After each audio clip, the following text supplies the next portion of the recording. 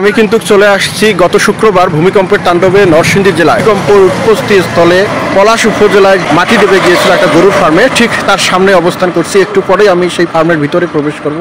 আপনারা ভিডিওটা কন্টিনিউ করবেন, দেখব কিভাবে মাটি এখানে দেবে গিয়েছে। পুরো ভিডিওটার সাথে থাকবেন। তো আমি কিন্তু ভিতরে প্রবেশ করেই দেখলাম বিভিন্ন গণমাধ্যম কর্মী ভাইয়েরা কিন্তু এখানে এসেছেন সংবাদ সংগ্রহ করার জন্য, এবং ঢাকা থেকেও অনেক বিশেষজ্ঞ টিম কিন্তু এসে নমুনা সংগ্রহ করে তারা নিয়ে গেছেন। কি ভয়াবহ পরিস্থিতি আপনারা একবার লক্ষ্য করে দেখুন।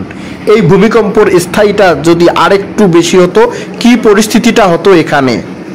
দর্শক মন্ডলী, এই পর্যায়ে আমি দেখানোর চেষ্টা করব পলাশ বাস স্ট্যান্ডের ঠিক পাশে রেসিডেন্সিয়াল মডেল কলেজে যে মাটি দেবে গিয়েছে সেখানকার খবরাখবর চেষ্টা করব সবকিছু তুলে ধরার জন্য। দেখুন, প্রধান ফটকের পাশেই একটা ঘর আছে, সেই ঘরটা কিন্তু হেলে একদিকে দেবে গিয়েছে এবং এখানকার মাটি কিন্তু একেবারে দেবে গিয়েছিল।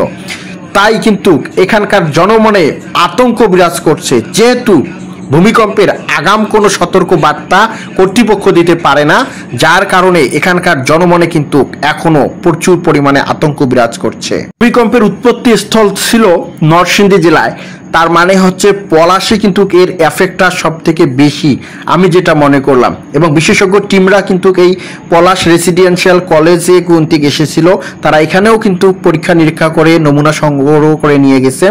তো আগাম যেহেতু বার্তার যন্ত্র এখন অবধি আবিষ্কৃত হয়নি, যার কারণে কিন্তু জনগণের মধ্যে এখনো আতঙ্ক বিরাজ করছে। বিশেষজ্ঞদের মতে এই ভূমিকম্পে আতঙ্কিত না হয়ে আপনারা সতর্কতা অবলম্বন করুন, বিচলিত না হয়ে বুদ্ধি খাটিয়ে এখানে পরিস্থিতি মোকাবেলা করা ছাড়া আর কোনো উপায় নেই। সো সকলে ভালো থাকবেন, সুস্থ থাকবেন, আল্লাহ হাফেজ।